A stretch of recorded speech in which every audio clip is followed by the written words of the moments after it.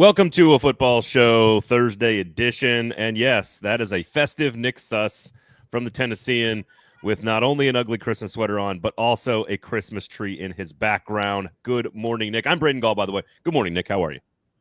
Good. Not necessarily an ugly Christmas sweater, just an old Weezer t-shirt that I have from like 15 years ago.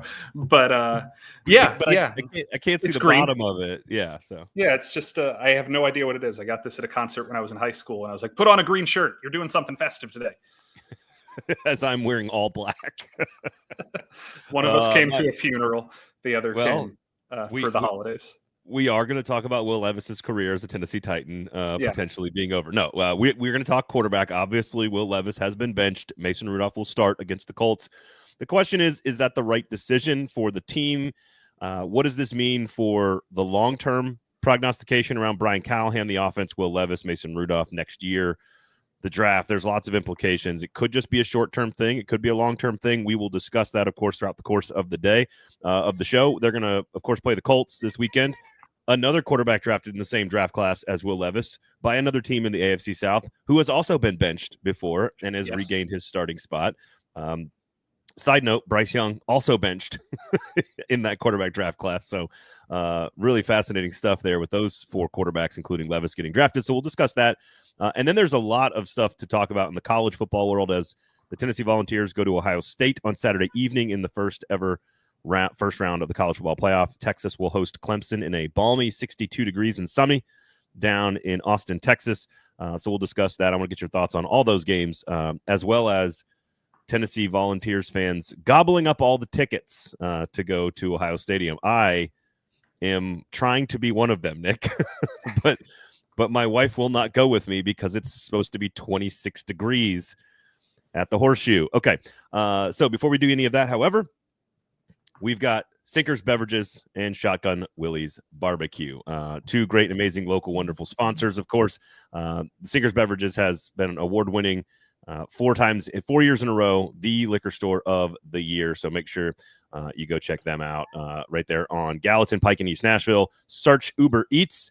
If Friday night you're watching a playoff game, Saturday you're watching college football, Sunday you're watching NFL football, make sure you check out Sinkers Beverages for all your beverage needs. Also great stocking stuffers, Nick, in case you need some good stocking stuffers. My wife has bought a bunch of, so hopefully none of her team is listening to this. We bought a bunch of nice champagne. They helped us sort of like teach us what kind of champagne we should get for like an office team kind of birthday, kind of Christmas present. And, like we tried a couple of them. My guy Grant over there, who's a great big Preds fan, big sports fan, he goes, look, I think these are the 2 or 3 you should try. We took them home. We tried them out. Had a nice evening, by the way. And of course, picked out a bottle, got a bunch of them for her team. If you're buying wine or champagne Tuesdays, especially right before Christmas, Tuesdays, you get 10% off all wine and champagne in the store. So make sure you check that out. Shotgun Willie's Barbecue is open from 11 a.m. to 3 p.m. right now. This part of the week, Wednesday through Sunday. You can get them on the weekends, and then the back half of the week until the meat is gone. That's it. If they run out of brisket all the time, so make sure you go early and go get you some great brisket, fantastic side items, great cornbread. The sauce is amazing. Just go check out Shotgun Willie's. It's really good stuff. So, all right. I want to know how your brain evolved throughout the course of the week, starting with the decision to bench him. My first reaction was makes total sense. They've got to get a spark here. Not that they're going to win the game, but you cannot continue to have halves of football like Will Levis did in the first half against the Bengals and keep your job, at least in the short term. I expected them to go back to him for the final 3 games of the season. They still might for 2 or maybe 1 of these games. Depending on how Rudolph performs. I was a little surprised, not shocked, but a little surprised that they made the switch official. We'll get to Levis's comments because I thought there was some ominous language in his responses to some questions. But just give me your brain from like the moment you see Rudolph warming up through that half of football, through the first part of the week, and then through the announcement that he's going to be like, where are you on what this means big picture long term for Will Levis in a Titans uniform? Yeah, not to jump straight to college football, but my first thought was, this is the Quinn Ewers thing. This is go give Arch a drive against Georgia to calm down the starter. Yeah. Like, I did not think this was put Mason in for the rest of the game immediately. And then those first 2 drives were very bad, like back-to-back turnovers. I was like, okay, they'll go back to Will. This didn't work. Mason obviously made it work. And as Monday rolled around, and as I started talking to some people and general boring reporter things, it started to become pretty clear that this team was going to move toward Mason. And whether it's, I was talking about this with some people yesterday, it is really tough to say whether this move was informed by the coaches trying to prove something to the people in the locker room or the locker room asking something of the coaches. I think that we have jumped straight to the coaches are trying to prove something. I do think we need to examine both. And I know Callahan can't say that, well, a leader came out and said this or that, but like, I think there is a question of how do you coach a team that the players don't want to be embarrassed? And that was a tough situation Sunday. Now, was it enough to bench Will for the rest of the season? I'm still torn on that. Like, the thing I've been asking people, and I'm curious your answer, Braden. Let's say this was the exact inverse. Let's say Will went out and threw 4 touchdowns and beat Cincinnati. Would that have been enough for you to say, okay, I'm convinced he's the guy? The progressometer? No.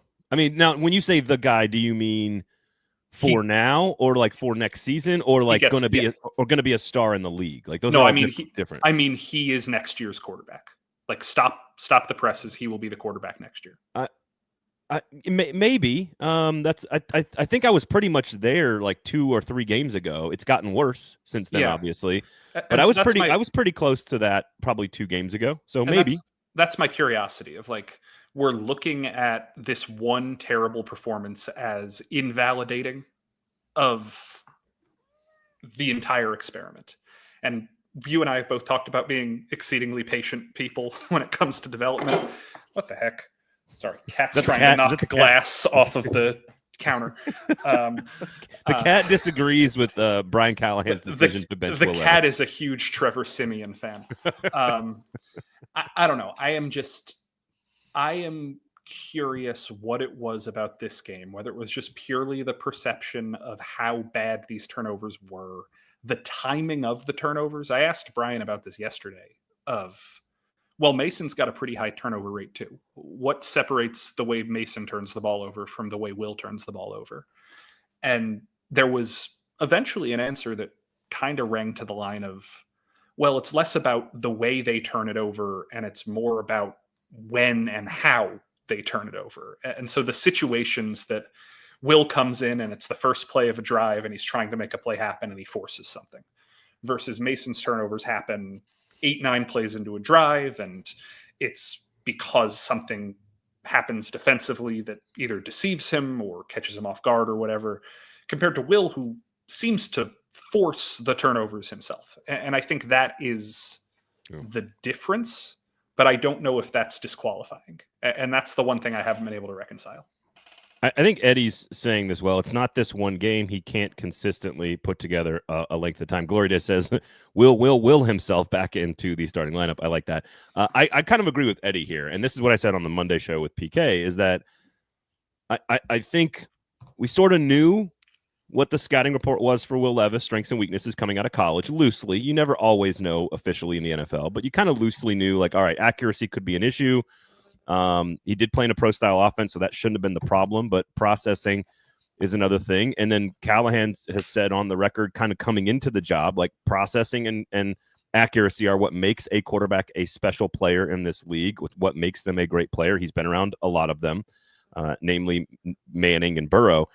And I think those were always the concern coming into the season was always that the concerns about Levis line up with the concerns of Callahan with a quarterback in general, and that we haven't over the course of this season seen anything to indicate that those aren't still the main problems for Will Levis, and that the game on Sunday was a culmination of sort of that entire dynamic coming to home to roost, for lack of a better term, against a terrible defense and a great offense that also, by the way, happens to be the one team that's had this weird thing where they come to Nashville every year and beat them.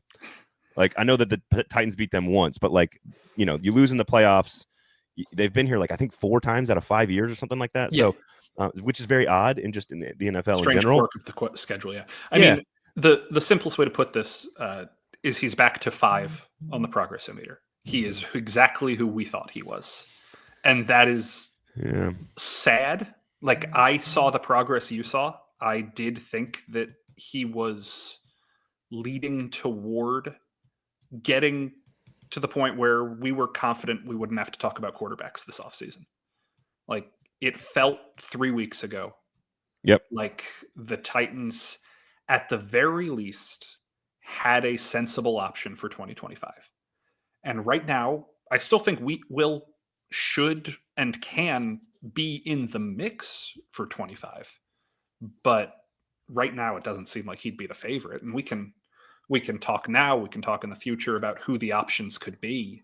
But like, if I had to put money down right now, I would take the field over Will. And that's the first time I'd say that all year. I don't necessarily disagree with you. Jake says, how do we Frankenstein Rudolph's brain into Will's body in the offseason? Look, we're the healthcare capital of the Southeast, but I don't think we're that good in Nashville. Would that be Frankensteining? I don't know. Yeah, right? Like, although Will technically his career is dead. Maybe I don't know. I don't know. That's a little dramatic. Hello, Chef Fran. So I do want to get to the locker room versus the coach, sort of the forces that are at play there. I think that's interesting. I want to get to that in a second, but I don't have the clip to play for you guys, but it's all over Jim Wyatt's timeline and in the Titans Online. You can go get it anywhere you need to.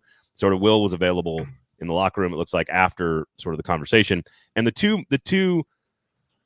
Like, because I still absolutely, to your point, I could even see Will getting back into the starting lineup this year. Like, Mason Rudolph isn't, like, this is not a guy, and I'm not trying to be insulting to Mason Rudolph here, but he's not going to step in and just light the world on fire. If he does, then we'll get to the motivations behind the Callahan decision, and that will be self-explanatory.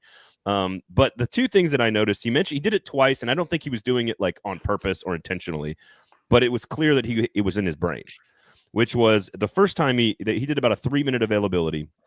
And one of them was, and I'm paraphrasing here, but basically he was like, yeah, I still think I have the utmost confidence that I could still be the starting quarterback for this team or any of the other 32 teams. That was one moment that he said that. And then later on, he says something to the effect of like, whether, I need to be the best player I can be, blah, blah, blah, blah, whether it's here or anywhere else. Yeah.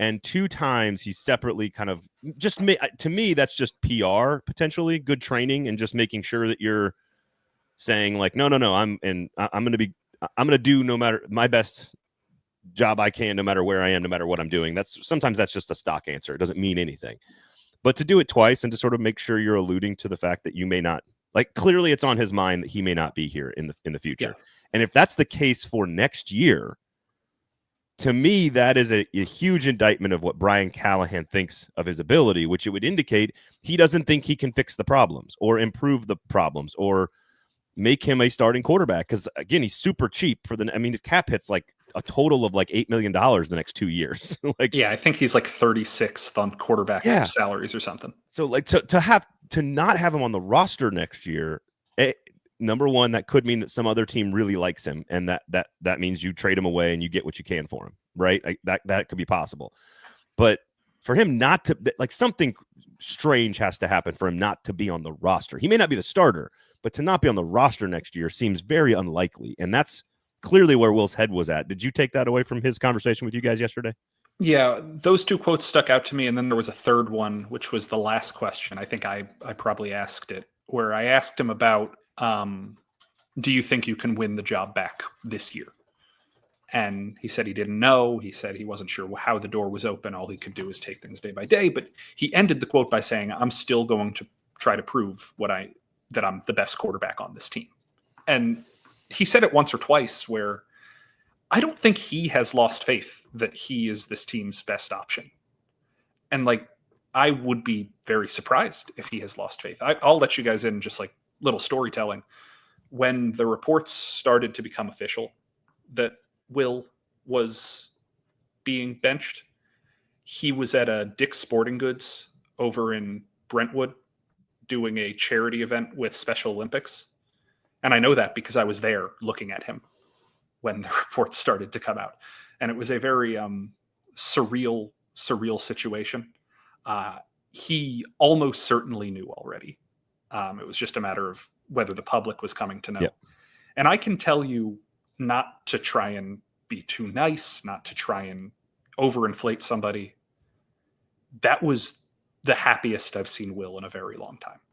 Like at the charity event? The charity event. He was engaged with the kids. He was having a great time. He's a good dude. He is still a good dude. Yeah. Like, this was a guy who you would never tell had just lost his dream job. Good for him. Like, he was out there, and I do want to give him credit because this was in the works for a while, and he probably almost certainly could have canceled. But he showed up and he made these kids' day. And I do want to just like give him credit for that because that was really impressive stuff. But from the football side of it, he has to understand that if the Titans are considering other options, he has to too. So it sounds like Mason Rudolph said he found out Tuesday morning. Am I wrong? Right. Am I wrong about that? I thought he said that in his press conference that he found out Tuesday morning. In which case, Levis probably found out Tuesday morning. Well. The way that Will said it, and I don't know if this was causation, if I understood it right. The way Will said it made it sound like Will told Mason. Yeah, that's what I heard too. But it sounds like it's funny. I heard that clip first, or I watched that clip first, and then I saw the Rudolph press conference afterward, and it sounds like because my brain heard Levis first. That's how I heard, was like, oh, Levis had the conversation first. They told him, and then he went and told Rudolph. But then I was like, oh, wait a second. Rudolph found out like Tuesday morning, which is when Will found out also. Okay. All right. Yeah. I'm conjecture, just putting the timeline together. I mean, honestly, why wouldn't you do it all in the same room together at the same time? Like, I don't know why that, like, you're in the quarterback room. Like, it makes sense to make it personal. And like, yeah, that's true. Another thing to give Will a little bit of credit for is it's personal. You suck. the first thing he said when we were asked how he reacted was, I did not have an emotional response, which is really interesting. Is very, very interesting. Fair, but that was one of the most emotional responses I've seen from him, was telling everybody that he didn't have an emotional response. Yeah. Like, his head was down, his face looked different. He did not look like the Will Levis, the confident, kind of brash guy that we know him to be personally, the leadership guy that he is very good around with the other players. So here's the thing. I said this on Monday as well. It's hard not to what was the point of the season with Will Levis and Brian Callahan? To figure out if the marriage was going to work, to figure out if Callahan, and ultimately this is the way the business works. Callahan didn't draft Will Levis, so Callahan is the new head coach. It's on Callahan to decide if Will Levis is his guy or not. So it's not necessarily the other way around, right? And so Callahan has the out. He can go to Rand and Amy and say, I didn't draft this guy. I don't think he's going to be our starting quarterback. I don't think he fits in our system, et cetera, et cetera. All the other stuff, unfortunately, seems like it would be great, right? The leadership, the confidence, the work ethic, the community outreach that he specifically has done with kids in the community, like all the other stuff checks all the boxes. But like accuracy and processing still might be a major problem, as that half of football indicated.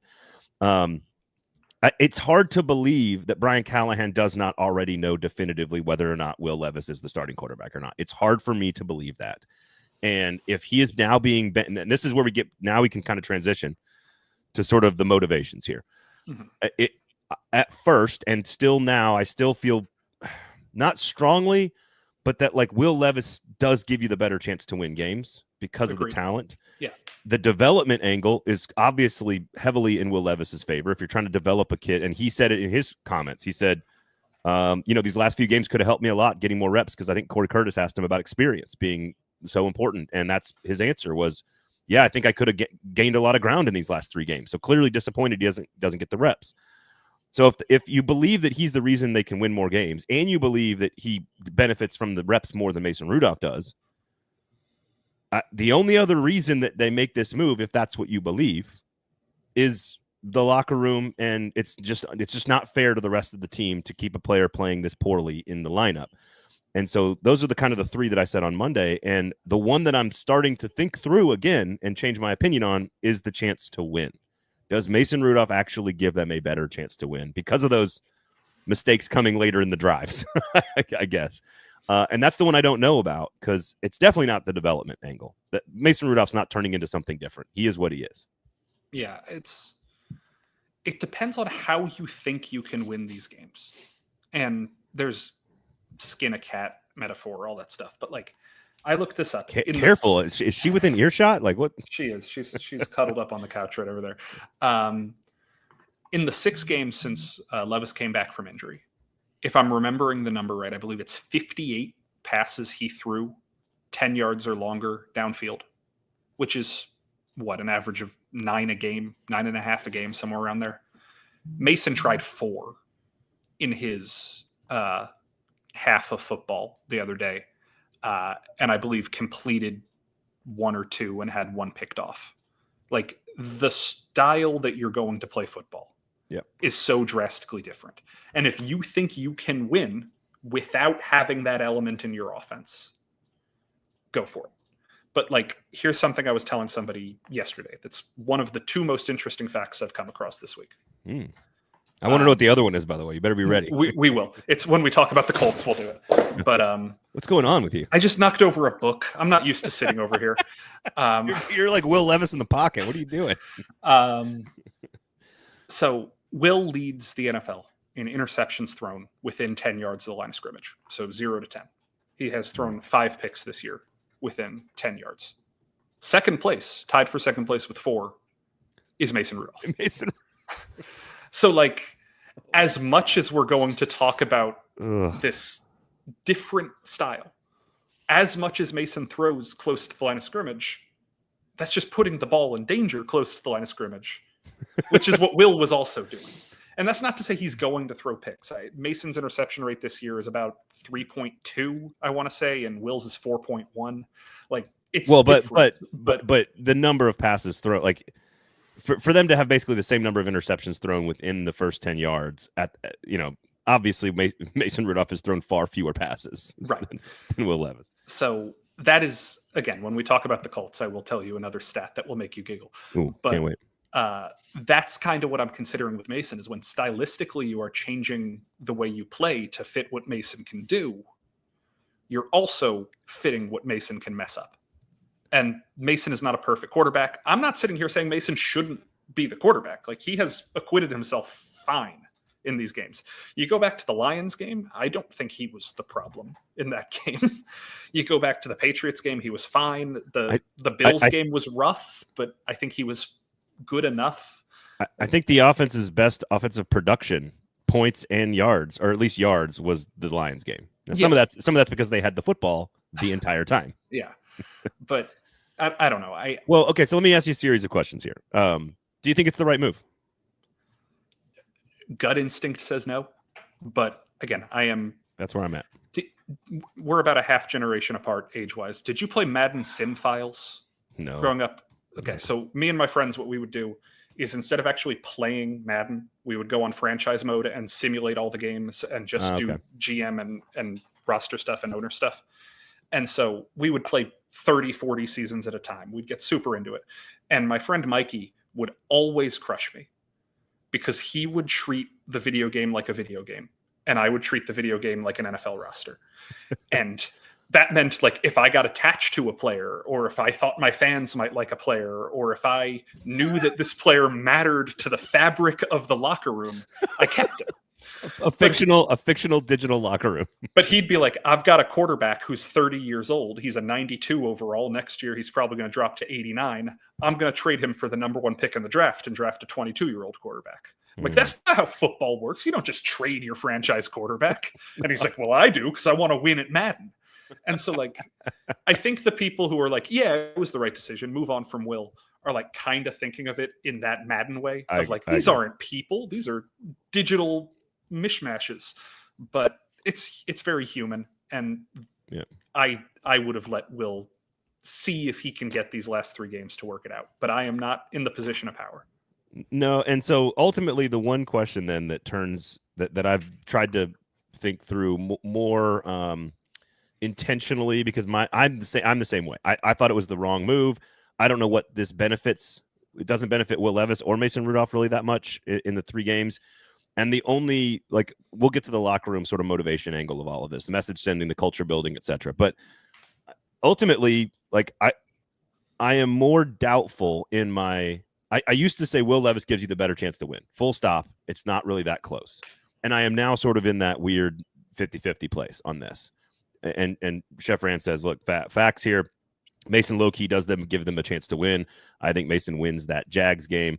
So I think that's kind of where the one angle I could maybe this really isn't about the locker room. Maybe this really isn't about development. Maybe Brian Callahan has all of the information and data he has to make an ultimate verdict on Will Levis's career in his offense while he's the head coach, and that he doesn't believe that he can give him a better chance to win. And that is possible if Mason Rudolph has the time and, he's got some experience in this offense. And, I wish I could segue to the Texas game right now, because all Quinn Ewers does is throw a bunch of screens and a bunch of short passes to running backs and tight ends. And I'm like, that's sort of what Mason Rudolph's going to do for the Tennessee Titans. And to your point about style, does that give you a chance to beat bad teams like the Jags? Maybe it does. The Colts are better than people think, certainly better than the Titans fans want them to be. But they're also not great. And then, of course, you got Houston at home at the end. So I don't where are you on which you still think Will Levis gives you the better chance to win? In a vacuum, yes. If you're talking about the specific games, I totally see your point about play safe against the Jags and they can win in the same way that play safe against Miami, and that's how they won. But you want to know the thing about that Jags game that I think is kind of not being mentioned? He didn't turn the ball over. They didn't lose because he was playing risky.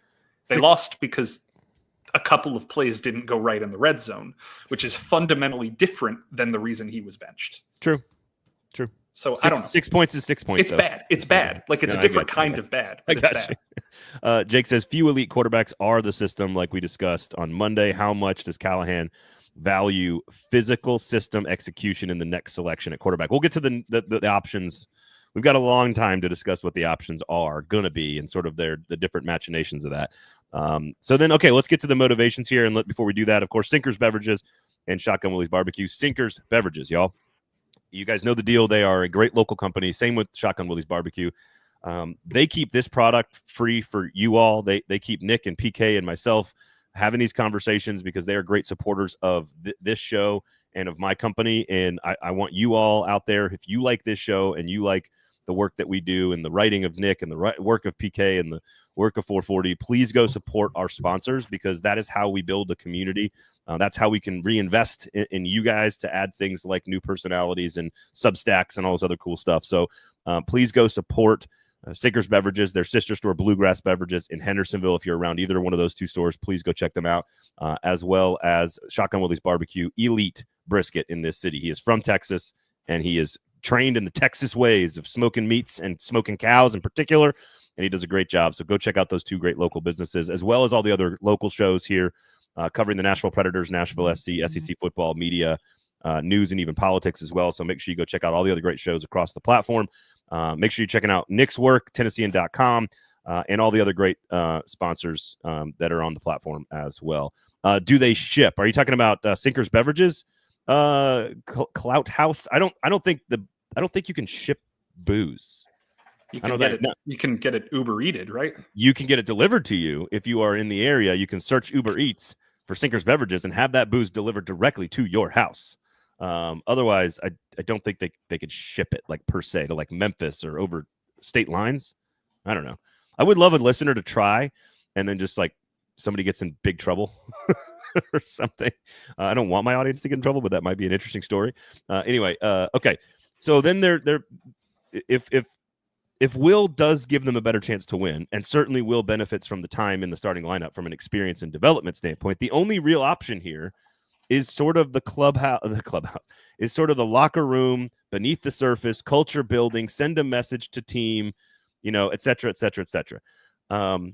You presented an option, which is that the players and the leaders might be saying something, or maybe off the record or under their breath or whatever. So all I'm saying here is that there are two options to explore. Yeah. I will tell you what directly has been said is that Callahan said this was his decision and that he made it and it wasn't because of player input. I'm just saying, if you follow the logic, the only two possibilities are either that, which is sending a message, or it is a response to a message that has been noticed. So like, I am not sitting here and saying that You're not right. Some veteran in the locker room came to Callahan and said, "Man, screw this guy." Like, I don't believe that happened. But when we're talking chain of causality, my curiosity is, did Brian make this decision because it is time to show the rest of the locker room how he handles accountability? Or did he make the decision as a response to seeing the way that the sideline was reacting to Will's lack of consistency? And I think that those are two very different things that lead you to the same conclusion, obviously. But that is my curiosity, is where specifically do those differences lie? And it's not a third option, but it's sort of along the same lines, is that it also doesn't have to be a leader coming to him for Callahan to just like, and this is what I always I joke about with like football recruiting and tampering with the portal, right? Like everyone's like, oh, well, people are humans. They have cell phones. They communicate. They have friendships. You can't stop people from having relationships. And they talk about stuff all the time, football and otherwise. And I could absolutely see, like, in the course of a regular conversation that wasn't anything unusual, that Brian Callahan is talking with, you know, pick a veteran, Jeffrey Simmons, pick somebody else, anybody else. And they happen to just be sitting in the office, you know, shooting the shit. And, you know, hey, do you think Mason will give us a better chance to win? Or, hey, do you think the team would respond to this? Or, hey, I'm thinking about this. What do you think? And if Jeffrey Simmons or whoever is just like, you know, I have noticed X, Y, and Z, or I have thought about this. That's all it might be. It's just a kernel of input from a veteran that Brian Callahan says, you know what, I've been 50-50 on this. You know, I think this is going to get us, I think this could give us a boost in the locker room, or build some camaraderie or culture, or prove to them accountability. Like it's probably way more nebulous than what I think is in fans and sometimes media brain, which is like, it's like a Rudy type of situation where like the 8 veterans on the leadership committee come walking into Callahan's office and put their uniforms on the desk and say, we're not playing unless you bench Will. Like, that's not how this stuff works. It's not how this happens. So all I can say with like legitimate authority is that I've asked a couple of players, hey, would it have bothered you if the quarterbacks weren't held to the same accountability as the rest of the team? Like, do you think quarterbacks should get a pass? And you get a range of answers, and I'm going to try and ask more people about that today. Chidobe Awuzie did not understand your question. Did not understand. He he tried, but he did not understand what you were asking. So. It's a strange situation. I don't think that players think of it in those terms. Like, oh, man, it's a long-running inside joke, but I'm going to say it anyway. Like former SEC Commissioner Mike Slive, these people do not deal in hypotheticals. They do not want to be asked questions about, well, if something was different, would you have reacted differently? Like, it's really tough to gauge, oh, yeah, I would have been angry had that been how things happen. I don't think that they think in those terms. So the alternative is tough to ponder, but I really don't know. I think that the whole reason I bring up the two possibilities is just, I think that we have to examine Callahan's motivation, not the players specifically. I'm not trying to say there is discord in the locker room, right? But it's specifically, was this a chain reaction, or was this the beginning of a message being sent? And honestly, like, I'm willing to believe that Brian, and I probably would bet this, that Brian Callahan's probably pretty torn on all of this stuff. The message. Yeah. And who gives him a better chance to win. I think the only one that you can't really argue about is like, these 3 games don't benefit Mason Rudolph other than maybe giving him an audition to get a job next year somewhere else. Mm-hmm. But like the games themselves, the experience and the reps would benefit Will Levis, you know, in a huge way. He's already said as much. But like, if you're kind of 50-50 on the locker room, it's not a bad way to sort of put a stake in the ground and say, look, I'm going to do this. This is how we're going to do things. Yeah, absolutely. You know, that's not like, again, if all things are even in this, the benefit might outweigh this here. And if you're 50-50 on who gives you a better chance to win, you know, because again, I think you and I have talked about this, winning a game down this stretch against Jacksonville, hypothetically, I don't know what it means to the team's psyche. I don't know what it does to their draft stock, but there's got to be something there to finish the season with a successful moment to point to in the offseason versus finishing with what would it be? what, 5 straight losses? What would it be? 6 straight losses? Yeah, 5 straight losses. 6 or 7. 6. Yeah. I mean, like, I see like, hey, we need to get one win. He might give us a better chance to win. We're not sure. It's definitely going to send a message to the locker room about accountability. And, if you don't do your job, we have to make decisions. No one player is above any other player. All that stuff could be very 50-50. And if making the decision sort of tips you over the scales on any one of those issues or all of them, I could see it. And that's the argument I think he probably is making to himself in moments of private contemplation. So agree. All right. Sinkers Beverages, Tennessean, Shotgun Willie's Barbecue. So let's just like dip the toe in this for like 1 second. Sure. I don't think Mason Rudolph's back next year, not for any particular reason, just because. Is Will Levis on the roster next year? I think so. Okay. I think that it's more likely that Will be back if the Titans sign a veteran than it is if the Titans go out and draft a rookie. Okay, I agree with that. If they draft a rookie, you're saying trade Levis probably. Maybe I mean it would have to be real bad, unsalvageable for him to be cut. That again, that seems extremely unlikely. So you're saying I don't know, man. Where they're going to pick in the draft might dictate this. There's a lot of quarterbacks that are going to be sort of in that evaluated in that like 15 to 25 range. They always there's a tax on the quarterbacks in the draft, so they're going to go up. But most of these guys, whether it's Quinn Ewers or Shedeur Sanders or Carson Beck or, keep going down the list, Jalen Milroe, Cam Ward, like a lot of these guys, they're very talented, lots of options. But I think a lot of them are more in the J.J. McCarthy sort of, 12 to 25 range than they are top 3 players, the way Arch Manning would be viewed that way. So I don't know how they evaluate the class. You could sign a big name, quote unquote big name, Sam Darnold, which could be a lot of money. In which case, Will Levis is clearly on the bench at that point. What do you think happens? What's the right strategy? Cover your ears on this, Eddie, because this has been my theory for 2 weeks, and I know you're mad about it. If I had to put a bet right now, I would say Derek Carr makes the most sense as a logical decision. I'm not saying I support it. I'm not saying I think Derek Carr is a superstar. But the fact that he has worked with Brian Callahan and Nick Holtz in the past, if you are looking for a guy who would be the opposite of Will, who would command the system, either him or pie in the sky if the Rams move on from Matthew Stafford, those would be the 2 guys I look out for, given their experience with Callahan specifically. The other free agents don't make any sense to me at all. Like the Trey Lance, Zach Wilson category of person. Louis just said Drew Lock. Absolutely not. Absolutely not. None of them are better than Will. That's why no. If I'm limiting it to the people who could be free agents, who I would say are equal to or better than Will, you have Russell Wilson, who I don't think is going to end up being a free agent. Yeah, I agree with that. You have Matthew Stafford, who has an option in his contract and can be cut, but I don't think will end up being a free agent. Then you have Kirk Cousins, who has more interceptions than Will Levis. And then the 2 names, Darnold, who will be a free agent, and Derek Carr, who has an option in his contract and could be a free agent. Those are the 5 guys who we can pretty comfortably say are upgrades. Then you have the class of, Gardner Minshew has an out in his contract. Is he better? And Joe Flacco has this, and you have some of those guys. I can't believe I'm saying this, but Gardner Minshew might be better. I don't know. That's again, you have that class of quarterback. Yeah. And then, as Jake brings up, you have Justin Fields, who I think would be an upgrade, but I also think you would have to completely change your philosophies to make it work. So shout out to my guy Joe, who's like, Braden, you guys got to talk about Justin Fields.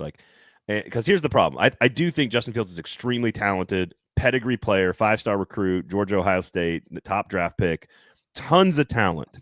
The problem with Justin Fields is processing and accuracy.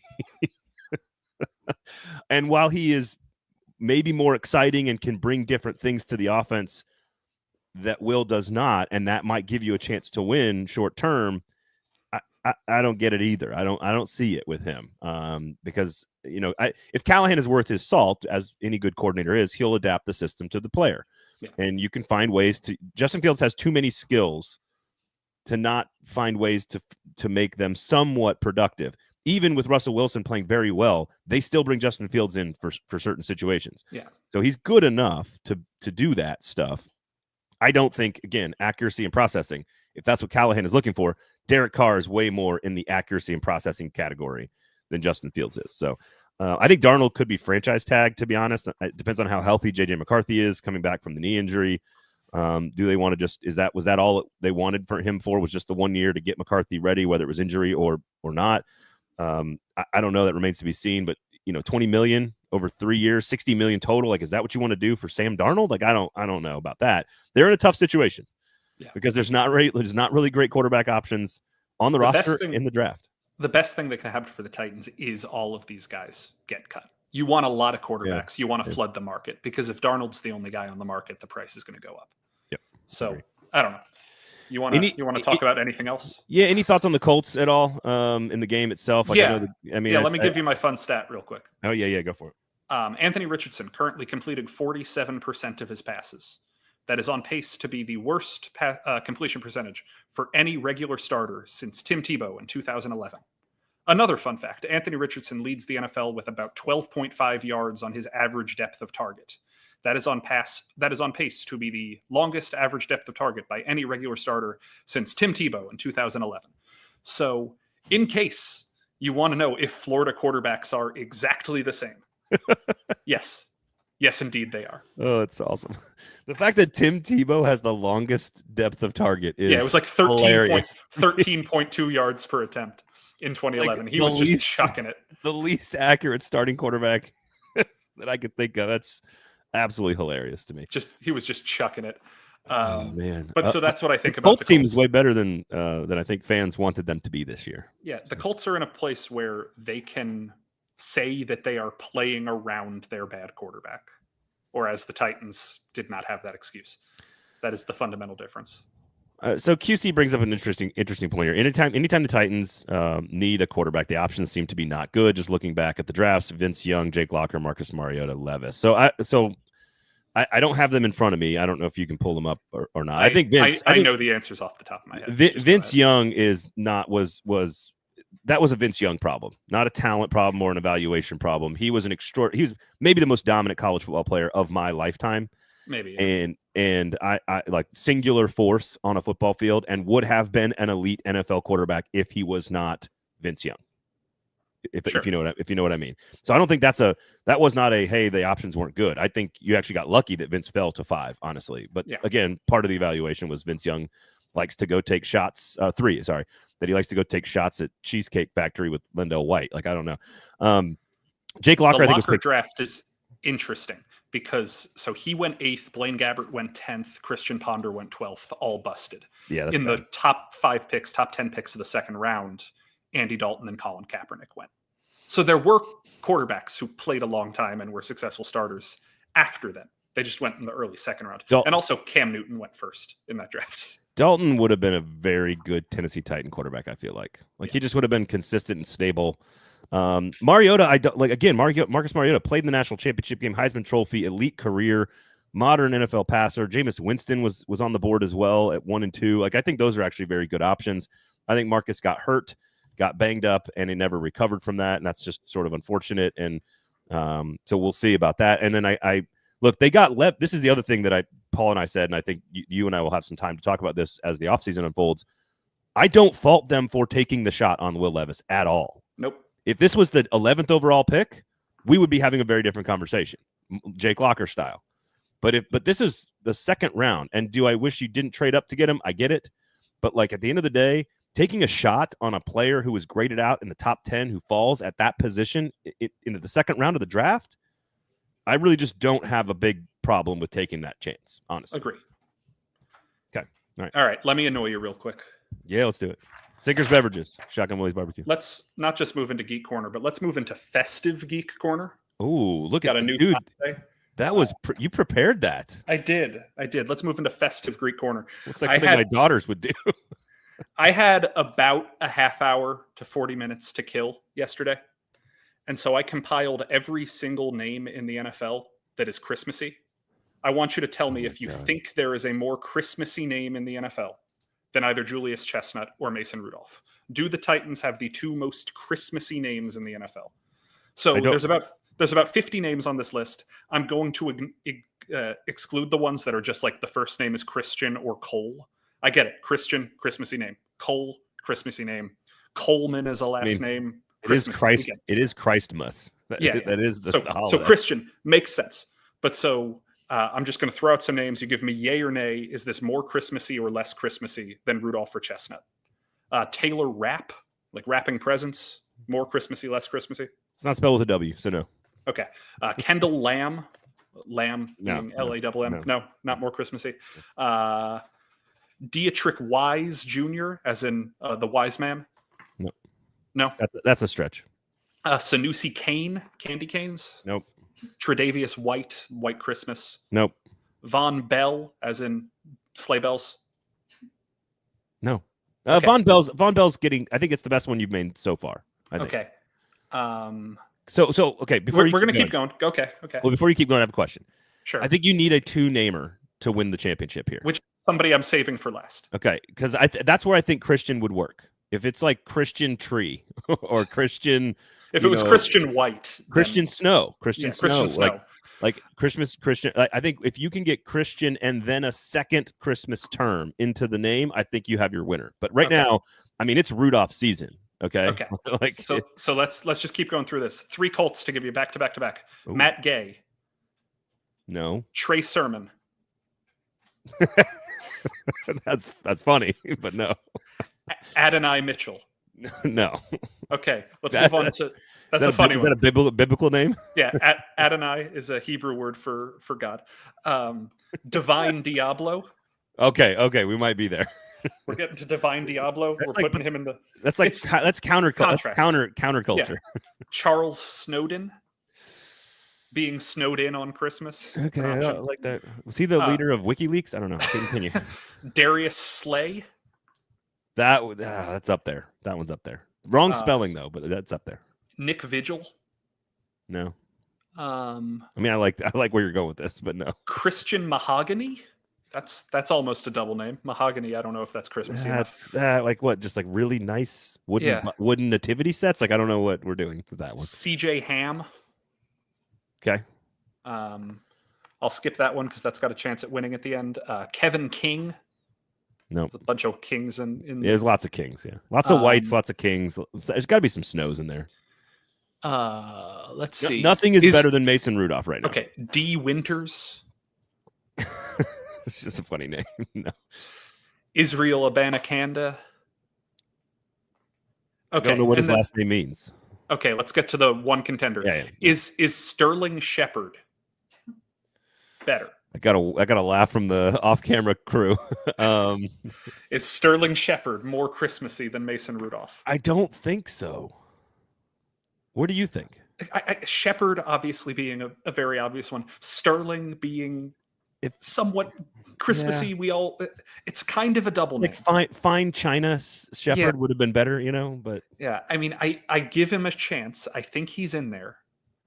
But like you use sterling silver at dinner and maybe some crystal glass, like Crystal Shepherd, maybe. It's close. CJ Ham's a good one. It's a good one because I like CJ Ham. CJ Ham is a good name. Better than Kendall Lamb. I don't think one is better than Mason Rudolph so far. I don't. Okay. Rudolph is just too much of a iconic Christmas term. Is Chestnut ahead of anybody else too? Like, is he second? He might be second. I think Julius Chestnut, because it's such a bizarre like tie into one particular song that you never sing any other time of the year. Yeah. I'm not sure anyone uses chestnuts for anything other than just the song. Like no one cooks with chestnuts, do they? Which just leads me, I can give people the trophy now. Titans Snowman, the most Christmassy team in the NFL, the Tennessee Titans, officially the most Christmassy team in the league. Everybody applaud. That is a prop that I don't know how long that has existed in my house, but I've probably had it since I was 7. So yeah, we can talk about college football now that I have done something exceedingly dumb. No, it's great. I'm just jealous of the fact that you had 30 to 40 minutes with nothing to do. Like, I haven't had one of those days in years. You got kids. Yeah, kids are ridiculous. I got time to think about whether CJ Ham is Christmassy enough. And alternate your letters in your new sign. Yeah, that was fun. Look at my craft skills, guys. You've been hanging out with Miss Webb at Rosebank Elementary. All right. College football. So first of all, make sure you check out SEC Football Live with myself and Stephen Godfrey. We talked a lot about sort of the off the field factors in this, which is, weather's going to be a factor for the first time, which is great and fun. Big Ten fans are happy about that finally, even though they don't want to sit in it. And then you've got sort of like the layoff. You've got, how do you handle this December calendar crunch that's totally FUBAR when it comes to managing your roster, building a staff, changing coaches. You got Penn State backup quarterbacks who actually play in the game, going to the portal, even though he doesn't have to. And of course, then you've got, like all the different elements, like the long layoff. How are you going to scheme? Can you come up with a new scheme? We saw when Georgia and Alabama played, we saw different things from both of those teams that we hadn't seen to the season to date. So there's lots of elements there. Check out that show. But Tennessee fans buying up all the tickets is fascinating to me. All the different, I think there's a story in the Tennessean about all the different ticket apps that are selling a higher percentage of tickets to Tennessee fans with Tennessee addresses than to Ohioans. So I'm curious if you think Tennessee actually has. Here's the problem. I think Tennessee people in Nashville in particular, I say this as an alumni, so don't get mad at me. I think we're a little over our skis on the confidence meter, because Ohio State is better at almost everything than Tennessee. And they're at home, and they've been here before. And I just am a little concerned that Tennessee is a little too confident about this particular game. Ohio State has one dude that's way better at what they do at almost every position group than Tennessee does. And I get jumping to the conclusion of, well, their offensive line is banged up and Tennessee's strength is on the defensive line. I understand that conclusion.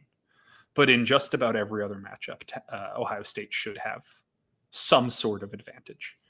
I have been saying since friggin' April that Ohio State is the best team in the country and should win the national championship. That doesn't mean they're going to win Sunday or Monday or Saturday or whatever days games are on. Saturday night. Saturday. But what I do feel is that they should beat everybody. Like, they are better than everybody else.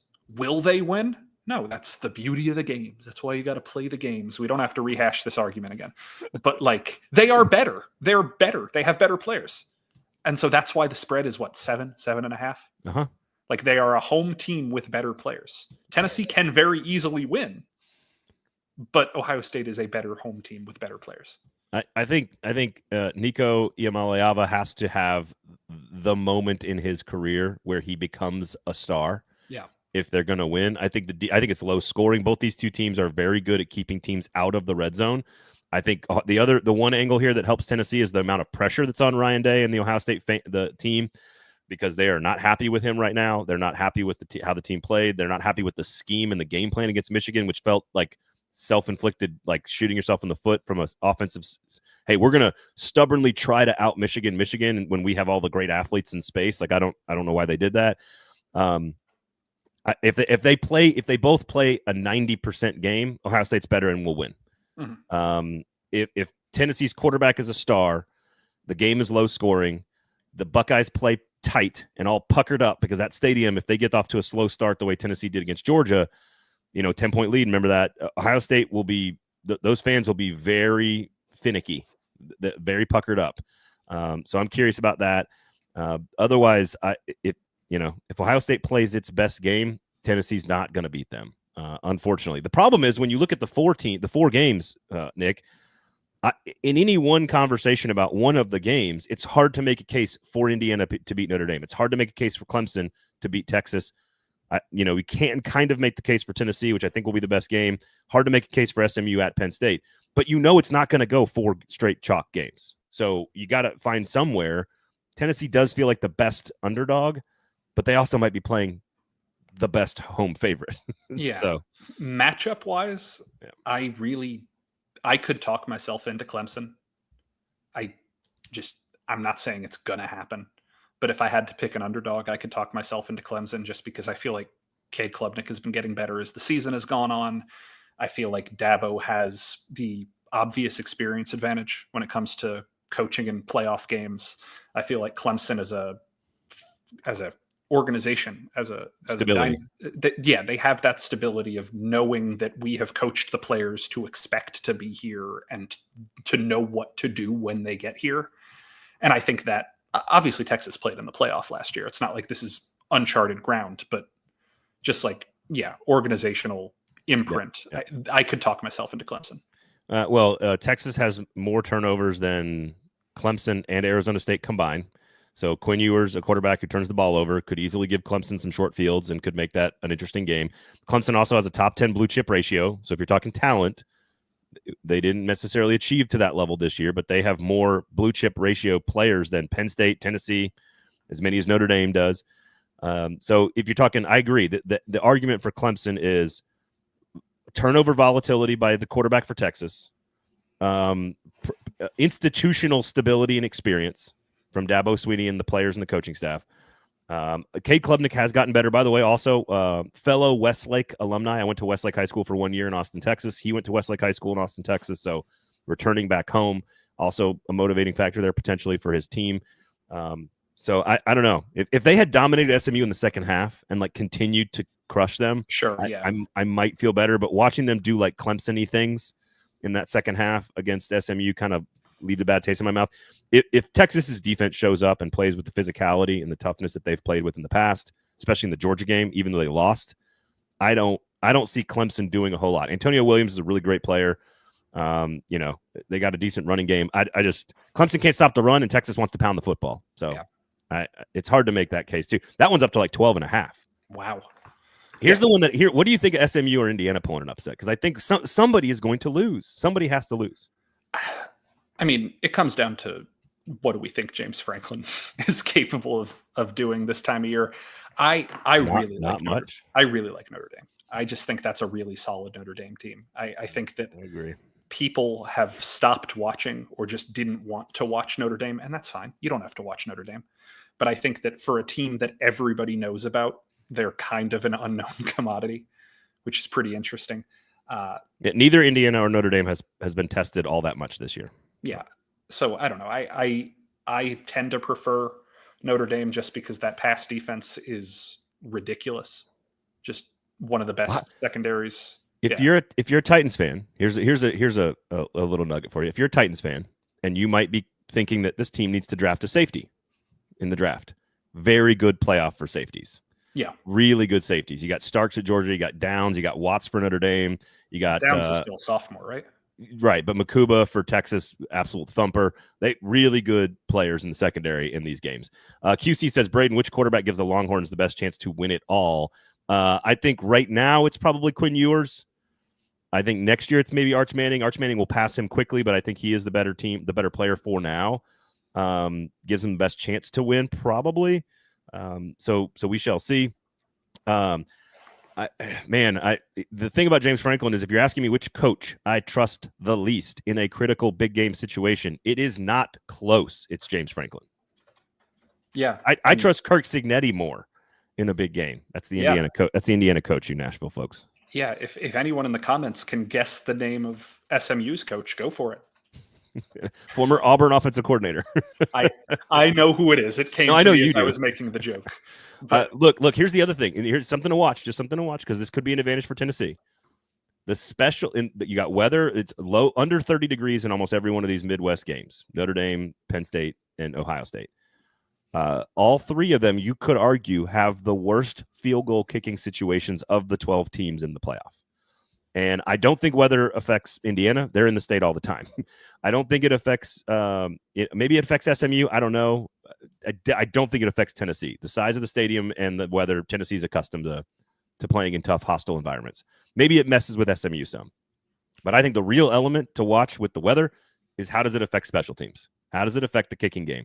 Because Penn State, Notre Dame, and Ohio State have missed field goals, have injured players at that position, and have not been good at converting when they need the 3 points relative to the rest of the country. SMU has a field goal kicker who's made like 7 50-yard field goals, Rogers. So That just is something to watch, something to keep an eye on. If you're making the case for Tennessee, it's a tight, pressure-packed Ohio State team. Nico plays a perfect game. It's low scoring, and they keep missing field goals like they did against Michigan. That's sort of how you make the case for Tennessee to win the game.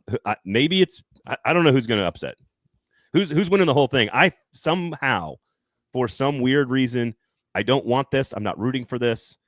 I think Texas beats Georgia in the championship game. Interesting.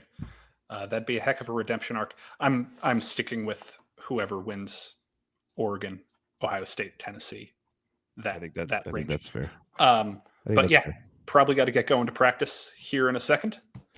So let's say our goodbyes. And that ends the show. Sinkers Beverages, Shotgun Willie's Barbecue. Do appreciate all you guys in the comments. Great activity today. Enjoy the weekend with the Titans and the Colts. Enjoy the college football playoff Friday night at Notre Dame game. I love that. That's fantastic. Settle in and have a good time and drink that nice cocktail from Sinkers Beverages. Uber Eats, search Sinkers Beverages, and you have it delivered directly to your house. Sign up for good journalism at the Tennessean and eat delicious meats from Shotgun Willie's Barbecue. For Nick, I am Braden. Have a wonderful weekend and Merry Christmas and Happy Holidays to everybody out there. Talk to you guys next time.